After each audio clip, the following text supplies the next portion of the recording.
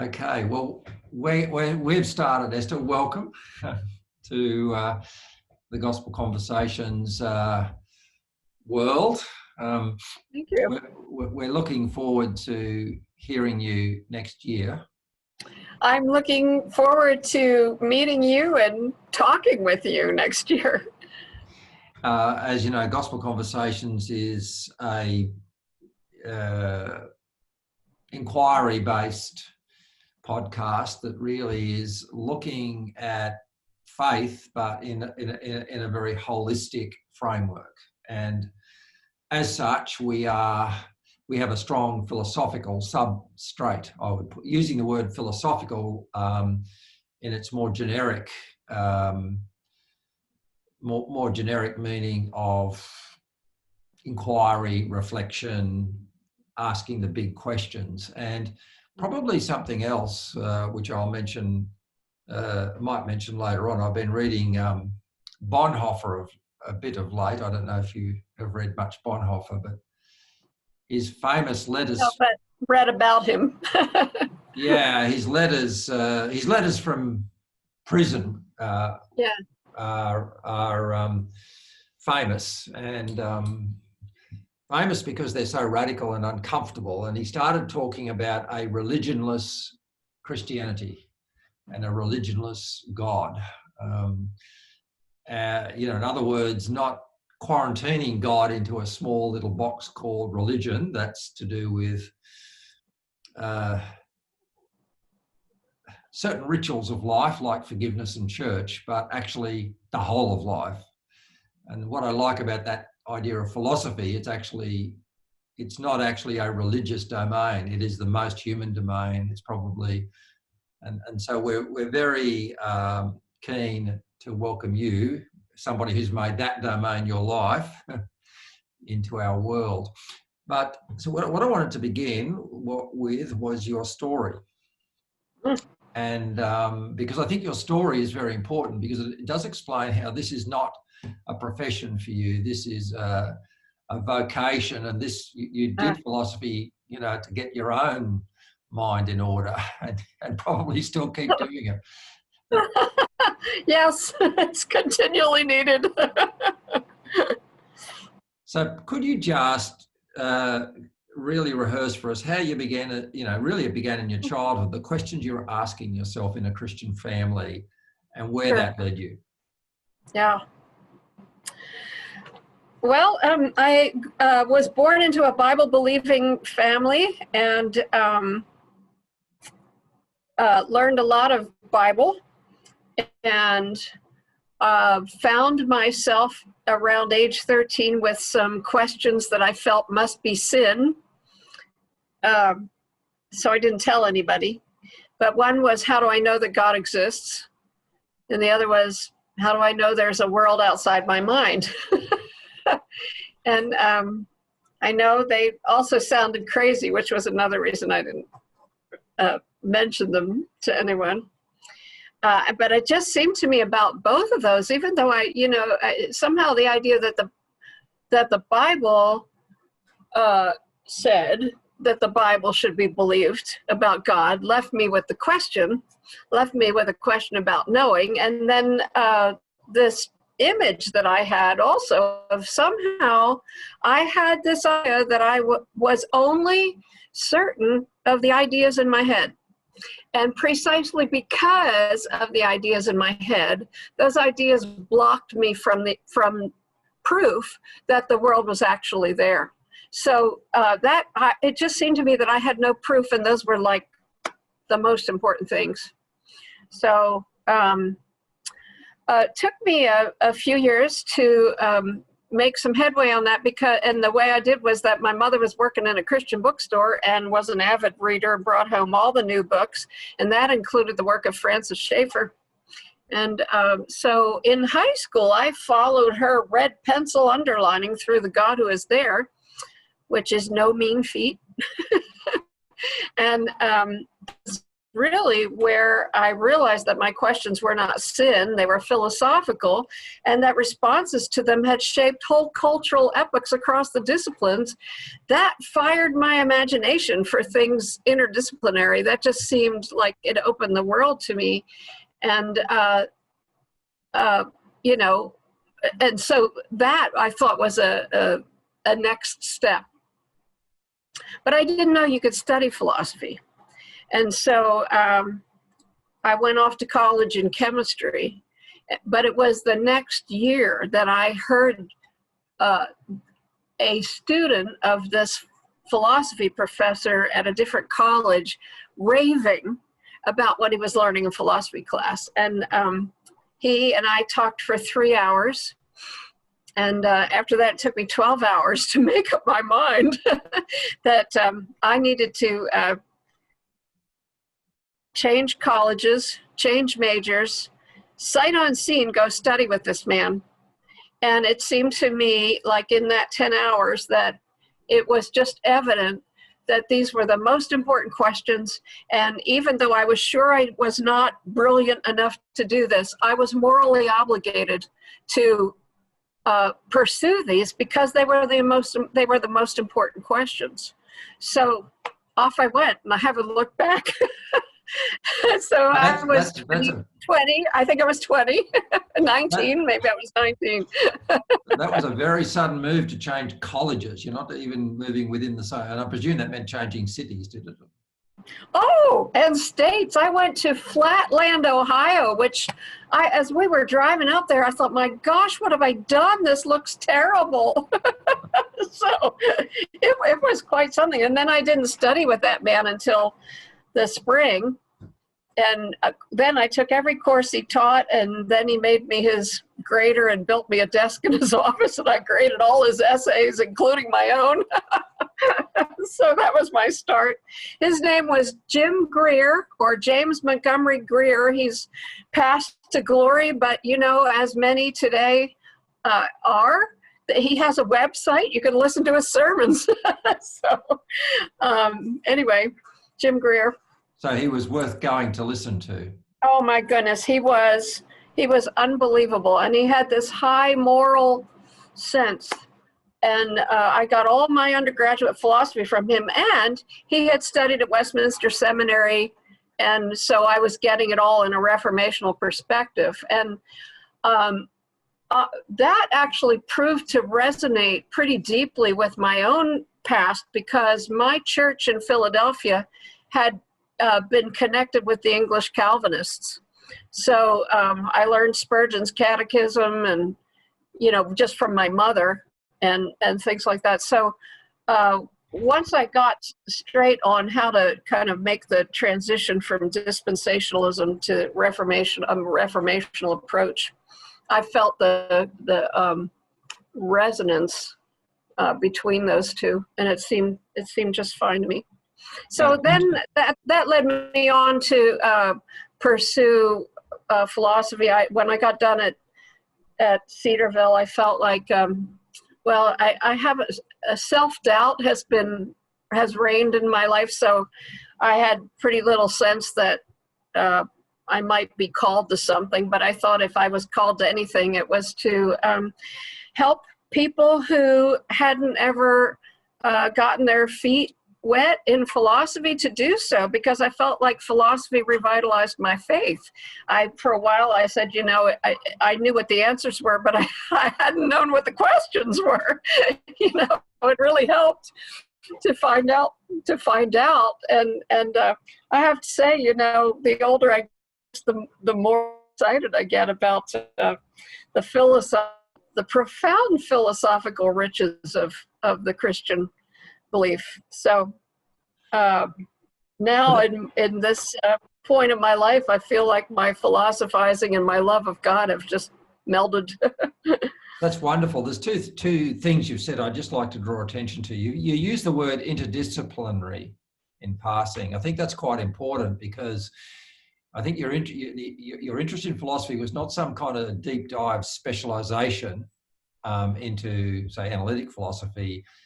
You actually were much more interested in this broad really liberal arts mind that would course across at a meta level across many different areas. Would you like to just comment on that? Well, and I have to say, I've always loved science and I've always loved art. And of course you'd want to put those together, so I, every chance I got to write some kind of thesis, it was usually on something to do with art. But when I chose the philosopher to study in my PhD work, he was a scientist turned philosopher. And I love the idea of discovery. That I can't get more excited than I already am about finding out new things. And so discovery intrigues me. Well, the other thing you said, which I wanted to draw attention to, that I agree and think is important, is that you've never felt, you talked about self-doubt. Yeah. But what that's given you, I suspect, is a desire to make this available for ordinary people, whereas philosophy is generally it's sort of inaccessible. Yeah, I'm passionate about that. I feel that I have not done my job if I can't say why it matters. Say it to anybody and say why it matters. And it just seems to me that I think there's one thing that you need to be philosophical, and that's to be born. And so that means our birthright as humans is to be philosophical. But we live in an age that has normalized philosophizing as impractical. And so modernity is depriving us of our birthright. And so I'm fighting upstream on this, but my job is to express philosophy in a way that that communicates to ordinary people. I think it shouldn't just be the rock musicians that do philosophy in the streets. I want to do it too. Good. So that's great. And I think you're doing a great job. So let's keep going with your story. That's what I have to do. I have to do that. Yeah, and there may be some connection to the self-doubt, my lowly sense I'm just an ordinary person. But I got to figure this out because it's so important. Yeah, and I actually think my career has taken me on a similar path. I mean, I actually began so cross-functional thinking, but working in areas such as science and technology and business that I didn't know a lot about. And those are areas that are dominated by ego, and part of and as a result, they're scary places. And the mechanism for people there, I found out, the mechanism for them protecting themselves was language that was specialist and inaccessible, and and the code behind the language was, I'm smarter than you are, don't ask me too many questions. Yes. Yeah. So anyway, but if you did ask the questions, what happened is you released authenticity. So and therefore, and the questions were often quite simple. The simpler they were, the harder they were to answer, and the better the answers got. So yeah, we have a similar. Well, and you have to realize those two questions have really shaped my whole quest, and my writing. I have a cycle of books that I feel that finally, with this cycle of 4 books, I've gotten to the place where I feel that I've responsibly dealt with my questions. And when I finished that last book, Contact with Reality, when I was writing the draft, I made sure that the last word was beginning because I felt like I was finally ready to start. But, it's been a quest for reality. And, my questions were about knowing. And I've worked through knowing with regard to knowing God and with regard to knowing anything at all. And I finally feel that I have the confidence to launch out to think now about what reality is like. And I'm just immersing myself in that. It's kind of like going swimming in the ocean, not a pool. But we'll get around to that in a moment, and obviously when we hopefully can bring you out next year, you can develop that more fully. But I wanted to just finish your story because I was intrigued when we first talked and met. You talked about even after you'd done your PhD, you didn't quite have crystallized the what you call the put it together moment, which I think came more when you were teaching. You were crystallizing perhaps a curriculum or something for your students. Can you talk a little bit about the put it together moment that began to give you the sort of crystal from which you developed, this is the beginning of the answer to these questions? Yeah, so if I can fill in a little bit of the story before that, what I loved about this philosopher, Michael Polanyi, in particular, was throughout his work, famous work being Personal Knowledge, which was his Gifford lectures, he would kind of make this aside and say, you know, you've made contact with reality when you have a sense of the possibility of indeterminate future manifestations, or something to that effect. Unspecifiable, you can't name them, they're future, there's no way you could document them, and it's actually at the point of discovery, that's what confirms or gives you hope of confirmation. It's not evidence, because you have no evidence at that moment, but what you got is this unspecifiable sense of indeterminate future manifestations. Well, that line was the water of life to me. It was like the first time that anybody had said anything that had anything to do with my quirky 13-year-old question, which is, how do I know I've made contact with reality, right? And so that's what I did my dissertation on, which now has been published as Contact with Reality. And I did that. I did that dissertation in a heavily analytic department with a bunch of people on my examining committee that had no idea what I was talking about. And I don't know how I got through that, except that they had as a visiting professor at that department, the great Marjorie Green. And everybody lived in fear of her.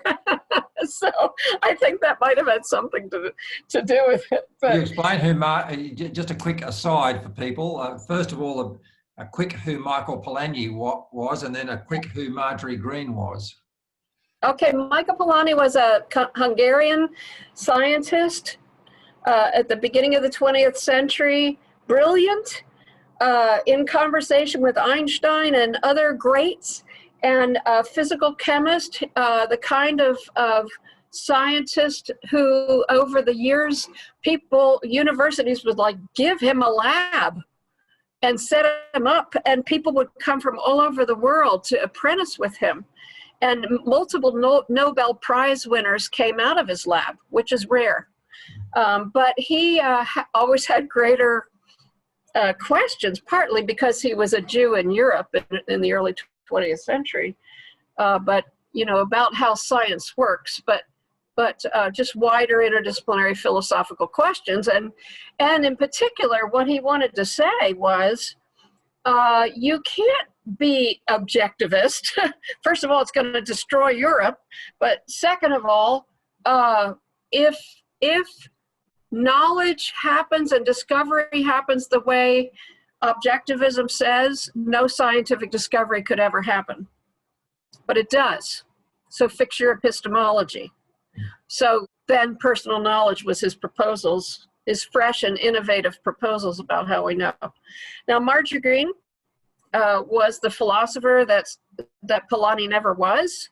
Although because she was a woman, once she got her PhD, they told her to go home and keep house. Oh, no. But so she signed, when she heard Michael Polanyi speak, she realized that what he was saying was right, and she signed on to help him. And so she went on to have a brilliant and lengthy career. I think she died at 99. She had in her gap year or her post undergraduate year abroad studied with Heidegger and Jaspers. She was that old. And if I can grow up to write philosophy like Marjorie Green, I'd like to, because man, oh man, passion. And she brooks no foolishness, and that includes analytic philosophy. So if you want to have a good read, you need to read her Philosophical Testament. It's just, that's really fantastic. funny. Now, just to help people again, could you just we both use this phrase, analytic philosophy. Yeah. It might be worth your while just Sure. a sketch of what that word means. Well, analytic philosophy is a dominant school of philosophy. Sometimes it's called Anglo-American philosophy. And in the US, I'd say it's one of two, possibly three dominant schools, obviously with the name Anglo-American. And these English types, as y'all might know, tend to the logical. So this began in England and came over here too. And the beginning of analytic philosophy is with the idea that we need to look at language and the meaning of language, and all of our philosophical conundrums can be actually not solved but dissolved by making them a matter of language. And so language and logic and math really got foregrounded. When I was doing my PhD, I had way more logic classes than any other class. So that's kind of telling. But what the analytic method is maybe most appreciated for is a kind of rigor in analysis of problems. However, the sad thing about it is they're just missing so much, including a lot of the history of philosophy. So I think I had maybe one history of philosophy class in my PhD program, which, and I have to say, I think analytic philosophy is dry as dust. It will kill a soul so fast.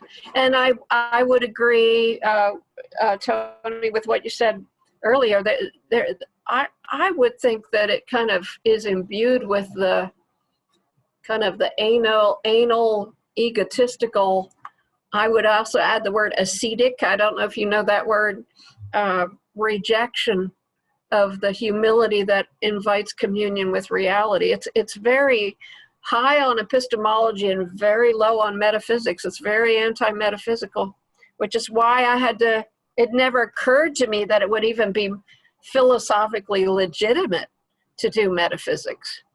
So that's why I'm such a novice when it comes to thinking about reality. So does that helps. I think that helps. I mean, and Polanyi, of course, was not an analytic philosophy. He wasn't a philosopher particularly. And I have to say, historically too, analytic philosophy and philosophy of science of a certain brand were connected together. And Polanyi was never in that philosophy of science brand. So that gives a texture. You must have, to your PhD, the fact that you came out of an analytic school, how on earth you managed to squeak through, but the shadow of Marjorie Green probably was on your side, and you're probably a daughter of Marjorie Green in spirit, that she got you out of there with your PhD. But it was this, you talked about the beginning of the seed of the put it together moment in that. Right. Polanyi concept of future manifestations. What was the phrase? Future manifestation?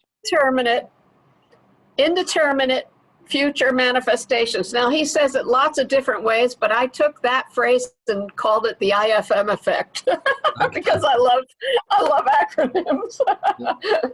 So, this, the best example of it in ordinary life, I think, is when you meet somebody and there comes this moment when you think, this person might be a really good friend.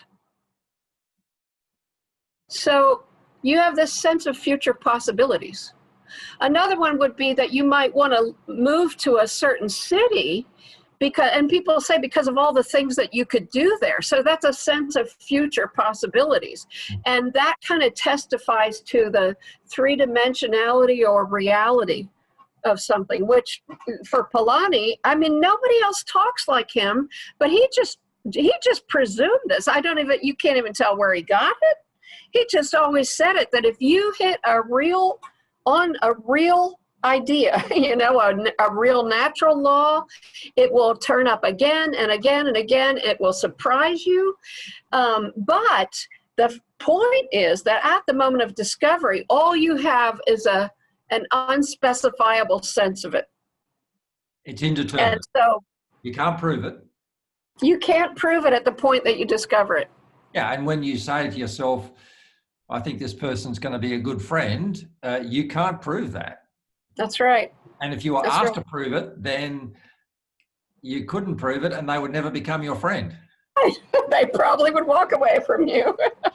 Which I think is an example of what I see about proof, for instance, in business is what's commonly called the business case in large organizations where, a team or a group of people who might have a hunch or an intuition that there could be a future product or a future service they've got to actually ask for funds. And what happens is you get into this terrible catch-22 conversation. We love your idea. It's a great idea. Can you prove it so that we can give you some funds? No, I want you to give me some funds so that I can prove it. That's the whole point. At the moment, by definition, it's not capable of being proved.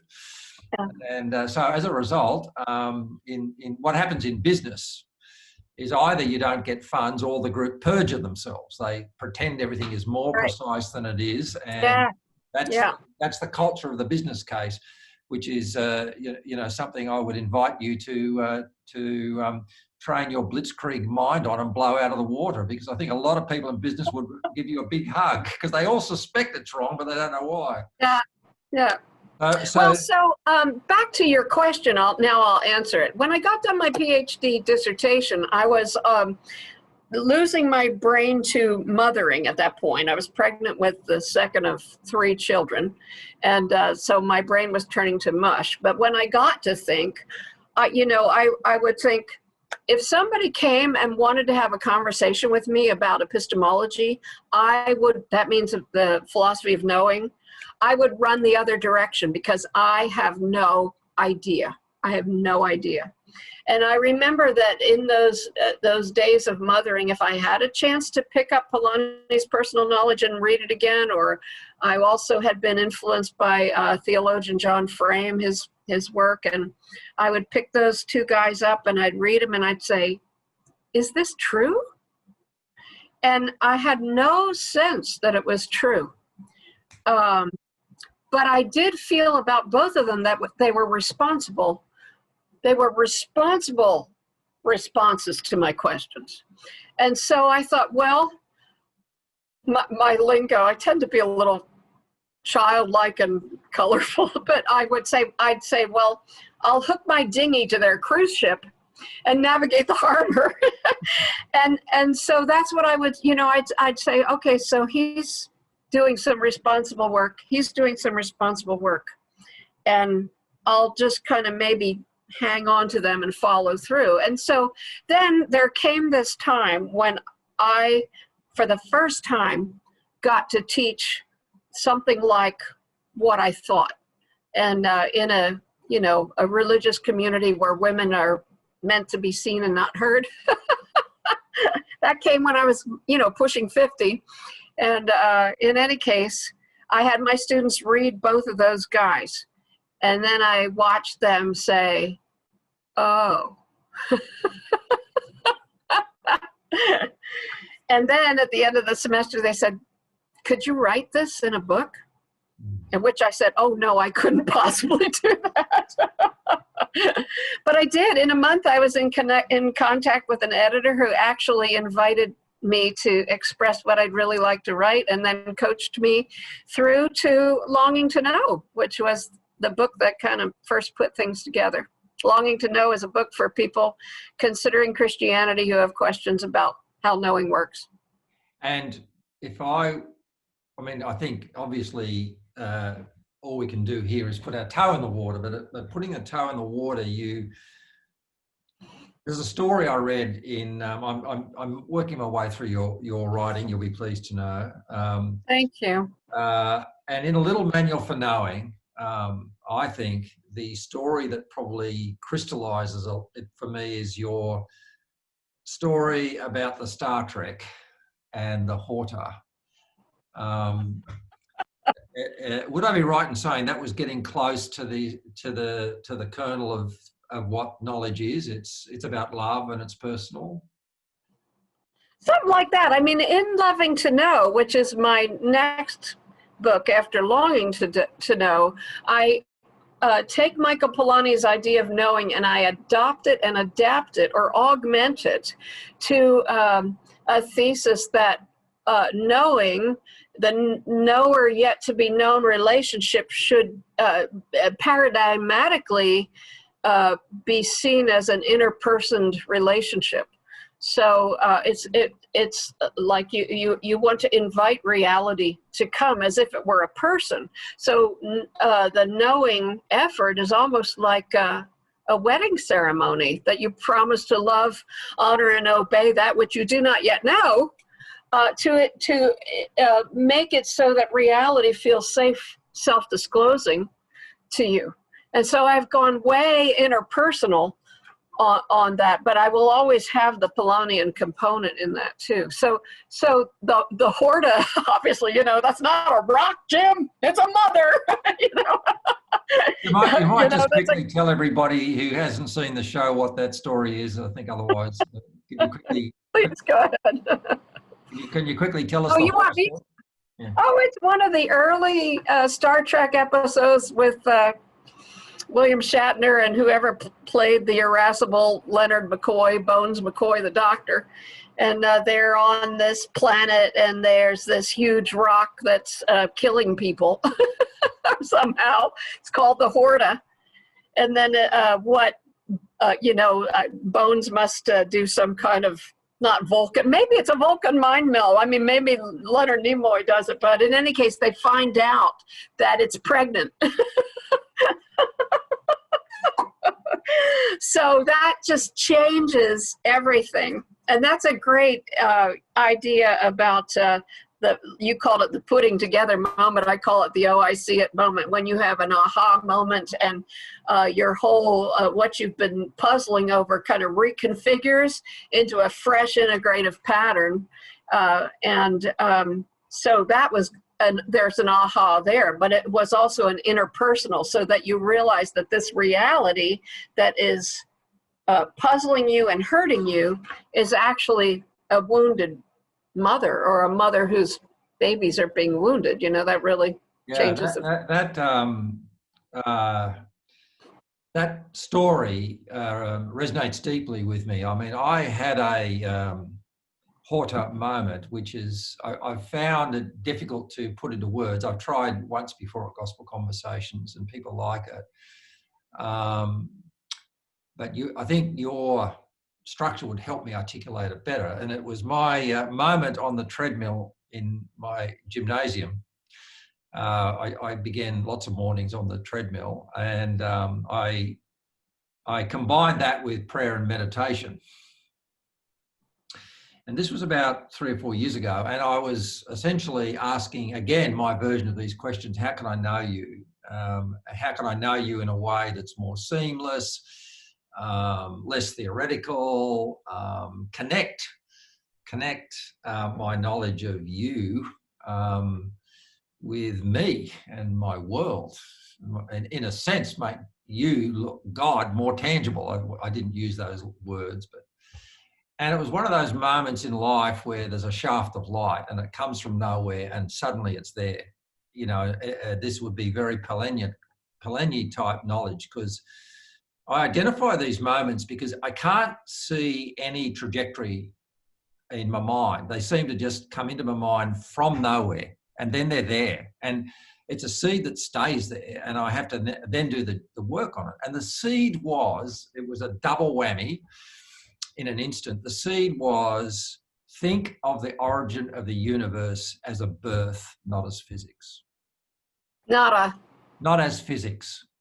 Oh, So don't go back to the Big Bang and think of this in terms of physics and, as people normally do, a matter of science. Think of it as the seed in the womb, and you'll get closer to truth. mm-hmm. So literally, it's like God said to me, think of the universe like exactly the horta. It's pregnant. The horta. It's alive. And you know, when I was talking about this, I put a picture up of a mother holding a baby. I said, if you thought about the universe through this image, how does everything change? Yeah. And that would get to, I know, the points that we can't get into now, but you'll talk about reality as a gift. It's personal. Yeah. It's love, and that's sort of. And I've gone on to learn so much more about that as I've gone back and read classical Christian metaphysics. So I just, yes, lots to. It's wondrous, and so the parallel aha I had at that moment was look inside yourself. There was a resonance because intent in you is a seed. You know what that feels like. I suppose in my inarticulate way, it was very much like this indeterminate future manifestations when I know that there's a love I have that's generated something, and that shadows the intent of God generating everything. So I'm just a microcosm of this. As I give birth to things, and what I give birth to is personal, then follow that trajectory back to God the Father. So what you're saying really resonates and thrills me. And well, look, we could talk forever, and we will do that later on. But as a way to finish off, I think I would love you to just put a bomb under Cartesianism and modernism. You know, you said something to me when we first spoke about how we're all in the modern world infected and defected by, you call it, we're all baby Cartesians. And this modernist project, which is corrupting our thinking. So perhaps you might just snapshot that for people, because I think that'll ring bells for people who feel affected by it or threatened by it. Yeah, yep. Well, at the beginning of Loving to Know, I call it the defective epistemic default. So epistemic meaning having to do with knowledge, and we all know the word default now. And there's nothing wrong with a default. We all have defaults. That's part of our embodiment. But you can have a defective one that you've inherited, and you had no idea of it. So as a diagnostic, I ask people, so what do most people say that knowledge is? And they, well, knowledge is information, data, facts. Okay, and then there's all these things that knowledge isn't. And so I have something I call Esther's daisy of dichotomies. So yay to knowledge, boo to belief. Yay to science, boo to art. Yay to facts, boo to values. So the daisy, all the privileged members of the binaries go in the middle. They're also, if you think of it, the prime example of knowledge, it's science, that sort of thing. But then the marginalized pair is out on the pedal. Okay, knowledge in here, belief out there, reason in here, emotion out there, science in here, art out there, public in here, private out there. And so it's only a diagnostic, meaning you don't have to argue that. All you need to see is, we do have a whole lot of presumptions about what knowledge is that we've never even examined. And that's your defective epistemic default. And that is what you could call modernist epistemology. And there's lots more to it. But one of the things I think it helps people see is, no wonder we feel fragmented. And what if you happen to be a Christian, and all you have ever heard is there's this reason-faith dichotomy, right? Or what if you happen to be an artist? Or what if, I think it's gendered also, what if you happen to be a female? I also think it might have to do with color too. So I think that the dominant idea of knowledge is a white one, as opposed to other parts of the world, and there's an interesting couple of things that aren't there, and that is personhood, and another is responsibility. So there's no sense of a responsibility that's being essential to knowing. So that's kind of how I try to help ordinary people to see that they've got a problem, that they need to have some epistemological therapy to reorient. And it seemed evident to me I couldn't just write another epistemology textbook, because the answer to an information model or mindset is not more information. Right? So you have to write a book that actually would change the default, right? And that's what I see happen when people read the book, and especially if I get to talk with them through it, because sadly, a lot of people read any book with a defective epistemic default mindset, a knowledge is information mindset. And then, I'll show up and they won't be allowed to do that anymore, So, so I feel that modernity can be seen to begin in the 1600s with Descartes' I think, therefore I am, and Francis Bacon's knowledge is power. There's really evidence of a whole lot of jettisoning of classical metaphysics because it's impractical. And the goal is human mastery over nature, which ought to sound like rape, because it is, right? And so it's knowledge is information, is commodifiable, it's highly pragmatic, and utility is our highest goal, and it's evidently toxic. But for centuries we haven't seen that. I think we're now in a position where we understand some of those things, but we don't know how to fix them. We think all we can do is reject them. So some of my students look at that daisy and say, you know what? This is my father's epistemology. And they're dying. They're dying, but they don't know what the problem is and they don't know how to fix it. So that's what I think I try to do, and seems to work. Not that I'm utilitarian. I see a lot of people that are healed. Well, that's wonderful. That's wonderful. And we certainly, we're going to look forward to hearing more from you. Yeah, thank you. This is a taster. But also, I genuinely say God bless your work, and may it spread far and wide. Thank you very much for the time. We'll stop the official recording, and right. But and goodbye to you all.